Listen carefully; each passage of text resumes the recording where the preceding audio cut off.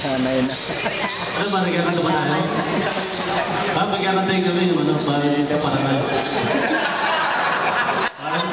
dati ka pa. Parang ganun yung senaryo eh.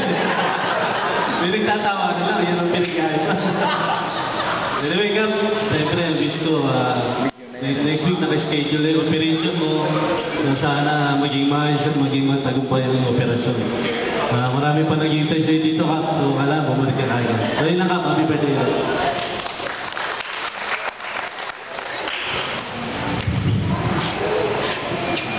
Happy birthday po. We have all the best in life. Kasi yun lang po yung deserve nyo sa buhay.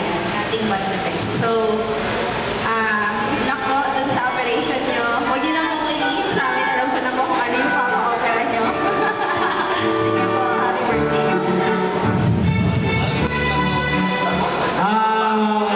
Maligayang araw po sa ating nag-iisa na bubukod kami, ang walang kupas na si Kapitan Ernesto Boy de Guzman. Magandang umaga po sa lahat ng panauhin, sa lahat po ng kumani ng barangay. Isa lang po ang ating dinadalangin. Sana po ay lalong maglingkod at ika nga po ay makalpas sa karamdaman na kanyang dinaranas ngayon ang ating butihing kapitan. Yun lang po. May have you good health and God bless you. We love you. Mali naman po siya walang kupas. Kupas na kapos pa po yan.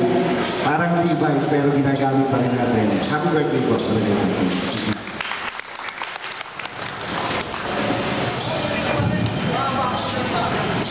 Madaling kayo lahat kasi nagugutom na lang po kayo lahat. Pwede po lahat sa mga magandang umaga sa ating birthday celebrant.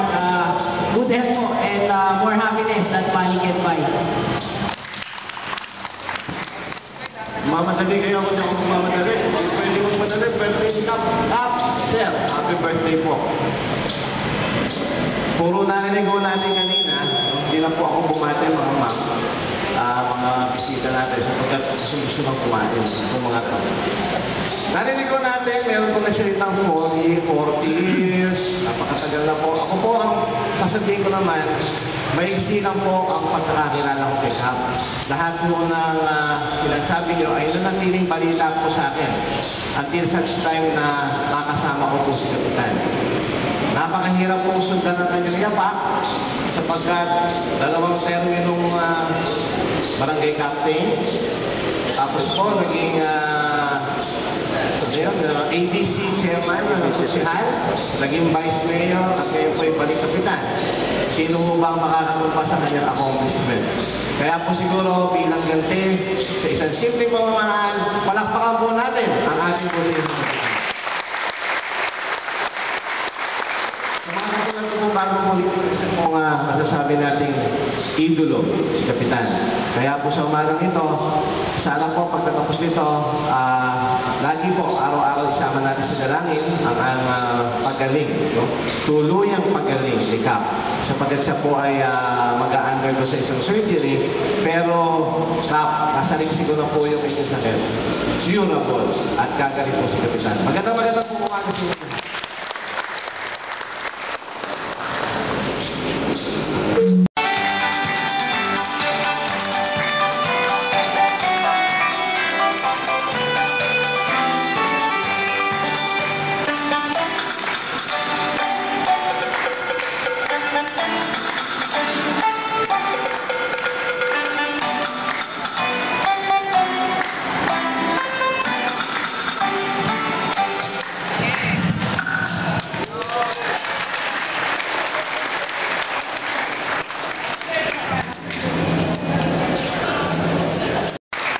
Salamat, Abi, sa inyong lahat, mga kasama. Isang magandang umaga ang nais kong ibati sa inyo. Una, sa ating mga panauhin, ang iba't ibang mga punong guro ng ating mga mababang paaralan at sa ating district supervisor na mababang halaga. Maraming salamat po sa inyo. Sa inyo ang aking mga kasama, lalong-lalo na sa konseho, na-surprise nyo na naman ako. Kaya medyo tinanghali ako, hindi ko inaasahan meron tayong programa. Kaya tumawag sa akin si Mrs. Magbitang, meron akong problema.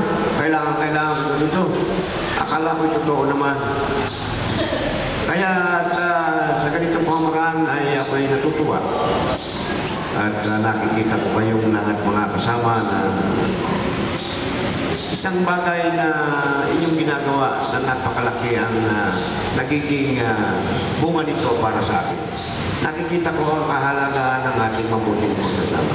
Maraming salamat sa inyo. Sa inyo naman mga kasamang naglilingkod sa akin sa barangay, ako ay nagpapasalamat din dahil katulong ko kayo sa pagbibigay ng paglilingkod dito sa ating barangay. Inaasahan ko pa na lalo ninyong pagbubutihin ang inyong pagbibigay ng paglilingkod sa lahat ng mamamayan ng ating nasasakupan. Huwag kayong mamimili ng inyong paglilingkuran. Pantay-pantay ang pagbibigay ng serbisyo sa lahat upang makamta natin ang tunay na paglilingkod. Pantay na paglilingkod sa lahat ng ating nasasakupan. Ngayon ay 59 years old na ako. Nung umpisa akong maglingkod dito sa barangay, medyo bata-bata pa ako noon. Malakas pa, sariwa pa ang aking mga idea. Pero ngayon muli na namang nabubungkal ang aking mga gustong gawin at kaalaman sa tulong ng aking mga kasama sa sanggunian. Dahil parati nila akong inaayunan at tinutulungan sa lahat ng mga nais kong ipatupad dito sa atin sa barangay. Kung wala yung mga tao yan, hindi ko rin kayang gawin, hindi ko rin kayang maglingkod kung wala kayo sa aking paligid at hindi ko kayo katuwang sa pagbibigay ng paglilingkod sa ating mga kabarangay dito sa Manalas. Kaya ngayon pa lang ako'y natutuwa at nagpapasalamat sa inyo. Sa isang linggo, hindi nyo ako makakasama siguro sa loob ng isang buwan dahil magpapa-opera ako kasama sa recovery dyan. Ngunit huwag kayo mag-alala. Iiwanan ko sa mabuting kamay ang aking tungkulan at inaasahan ko na gagampanan ng maayos ng aking mga kasama. Kaya ako'y naghahapili sa inyo, tulong-tulong kayong magbigay, tulong-tulong kayong pagsama-samahin ninyo ang inyong kaalaman upang mapaglingkuran natin itong barangay Manalas. Maraming salamat sa inyo. Magkakaroon